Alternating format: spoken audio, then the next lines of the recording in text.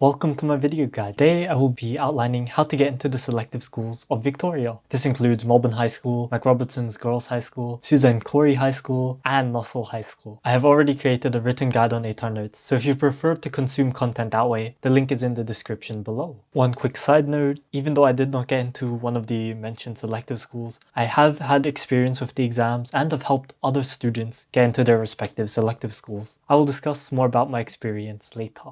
I'll break this video into 3 parts: applicant chances, content, and checklist for the exam, as well as my past experience and tutoring. Applicant chances. I will go through each school and provide a rough estimate as to the amount of places. In total, there are around 500 places for boys and 500 for girls, roughly 300 at Melbourne High School and 300 at MacRob, 100 for boys and girls at each of the respective co-ed schools. Around 3,000 students apply for the year 8 to 9 exam, and so the likelihood of your child or you getting in is 1 in 3, under the assumption that it's an even split of 1,500 male applicants and 1,500 female applicants. The application process for year 8 to 9 is just the exam, but if you're applying for a year level above, there's also an additional interview stage that you must do. The examination for the selective schools is under 5 topics: mathematics, reading comprehension, verbal reasoning, numerical reasoning, and a creative or persuasive writing piece, depending on the topic. The 4 non-writing exams are undertaken in 30 minutes and are all multiple choice. Further details will be discussed later. I've created a mini checklist outlining all the skills and question types that will appear on the examination. So feel free to open that up and follow along as we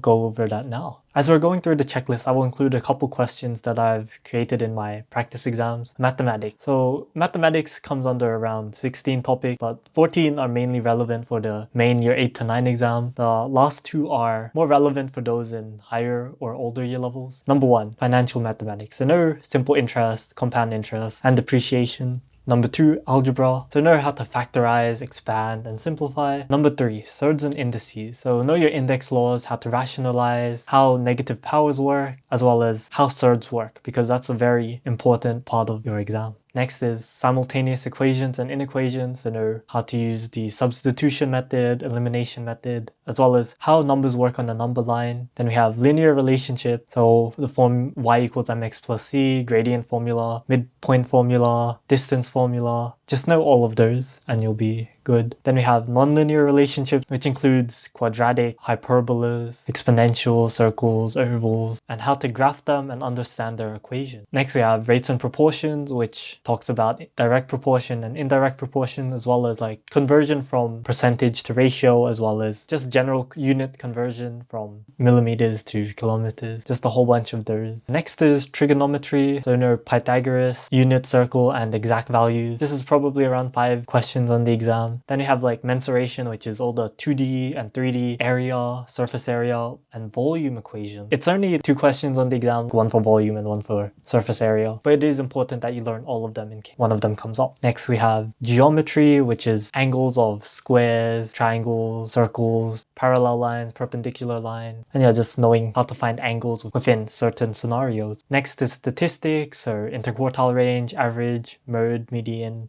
mean.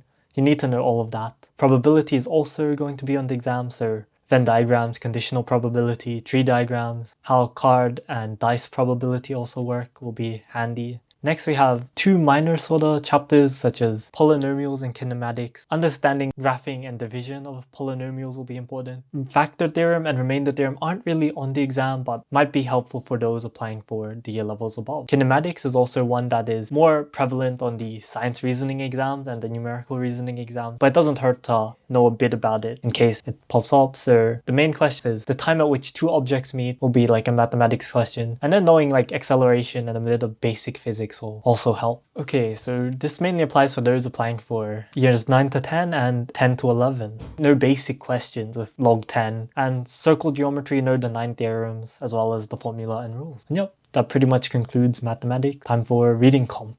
Okay, I've broken reading comp into 6 sections.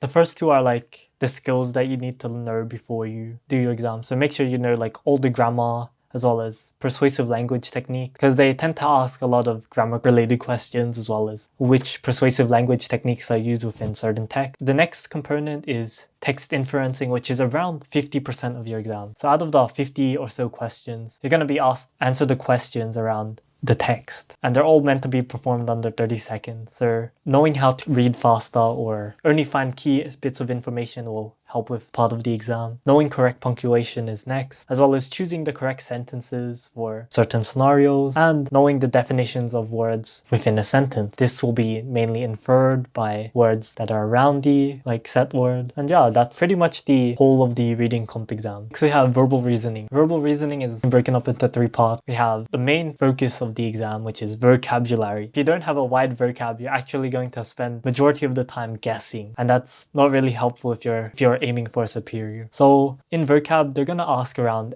antonyms, synonyms, definitions for the word, as well as finding the odd word out and determining which word is the odd one out from a box or from the given answers. It really depends. Then we have relationship between words. So blank is to blank as blank is to blank. This example here is pretty much how they're gonna ask those types of questions. So it's important to know relationships. And then we have words in a foreign language, which is going to be in a bit of a code. So this example question here again is going to showcase what it's about. The last main part that they always ask is find 2 statements which strongly suggest. So that means reading a sentence and then being given options to find the one that proves those statements. The last multiple choice component of the exam is numerical reasoning test. It's a bit of an IQ test that focuses heavily on number pattern and relation. So I've broken this down into 7 key topics, although the 7th one is minor. So number 1, number patterns. You're going to need to know how numbers relate and how they, either increase or decrease depending on the situation. They're going to ask a question around find this number within this series or sequence. Then we have worded problems around the amount of objects. So you're provided a paragraph and are to choose the option with the best response that proves everything in the paragraph. Then we have financial questions, so it deals with interest, depreciation, tax, profit, as well as the cheapest thing or the best value item. It really depends on the question. Then we have time questions, which are around starting late and finding the new time of things. The example question here is probably going to show you that. Then we also have visual problems. So we're going to be given graphs and tables that you might going to be asked questions about, or even shapes, which could be around finding a new area for the shape or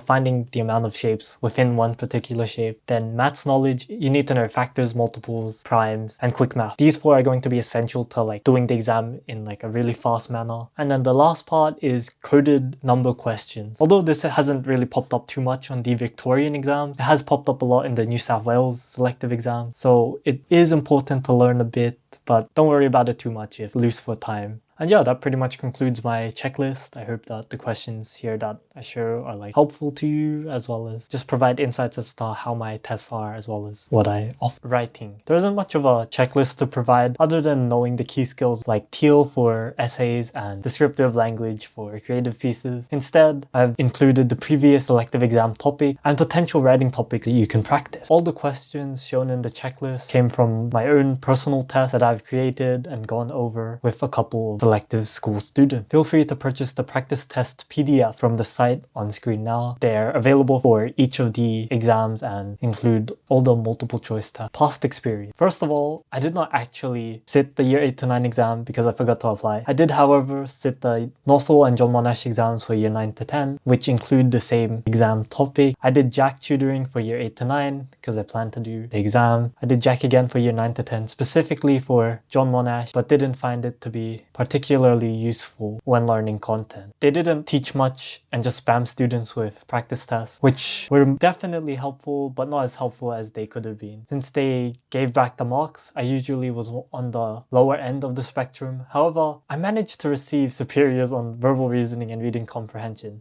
despite my low scores. Having failed the first time and missing out by 1 superior or messing up the interviews, I once again decided to sit the Nossal and John Monash exams for year 10 to 11, but I also sat the EVIS exam. During this time, I instead opted for a one-on-one maths tutor and barely revised for English, knowing that I could get superior. Feel free to find out more about that in the I failed the selective exams of Victoria in the card above. As for the resources that I studied, the ones in the image here are the ones I used in the past. Some are new, which have been added to the curriculum of my own tutoring program. I definitely recommend picking up a year 9 to 10 maths textbook to improve your mathematics and numerical reasoning. I also recommend like any of the Excel textbooks because they are created for the New South Wales selective exams, which pretty much cover the same content, just in a different format. Before I continue, I want to say that you don't need to go to a tutoring program if you want to get into a selective school. All the information you need for the selective schools is provided in all the various guides and videos that either I make or others. So no program is needed. I do know a couple of friends who got into a selective by working their butts off or by applying from a no-name Thai school. It's really a matter of a bit of luck, how badly you want it, and how much work you're going to put in to make tutoring. If I was to recommend a tutoring program from the ones I attended, I wouldn't recommend any. Instead, I recommend my own. If you want a program catered towards your own learning, my program is best for you. It is one that I have worked on for over the past year. I've been working and creating my own resources, pilot testing them on a small number of students. Currently it has a 100% success rate for the science selective schools, but I have decided to branch out to all of them since they pretty much cover the same topic. In the program, an entrance test is first had to gauge the current skills of the student. It is then followed by weekly lessons that teach the content for the exam, which is then followed by practice tests in the later week. My program has a heavy emphasis on accommodating the needs of the students, be it a slower learning rate, a faster one, sometimes even opting to just give them the content booklets and letting them learn on their own if they're like that. It is entirely dependent on the student as to how the lessons will unfold. Preferably, I'd like to have students query and start either a year or half a year before the exam to have the highest chances to improve in whatever they may need. So I definitely recommend my own for those who want more of a private and personal tuition. I don't just offer in-person tutoring, online lessons and masterclasses are also available. Online lessons consist of the same structure, but for students unable to attend in person. I also have masterclasses, which are 2 to 3 hour lessons on each component of the exam. It covers the majority of the possible question types, techniques on how to deal with them, and provides practice questions for each of them. These are going to be held in July, so stay tuned. To not be heavily biased, there are definitely a whole bunch of other programs that are a lot more developed and offer more resources. These include Henderson's, Jack, EduKingdom, and New Century, just to name a few. I don't have any personal experience with them, so I can't say much other than they did help other students to get in. If you would like to sign up for my selective tutoring program, feel free to contact me via one of my social medias or through the website. I'm now concluding the videos and want to thank everyone who got up to this point. I hope that you're able to learn a lot from it and are able to make it into the selective school of your choice. Thank you for watching and I hope to see you on the next one. Bye.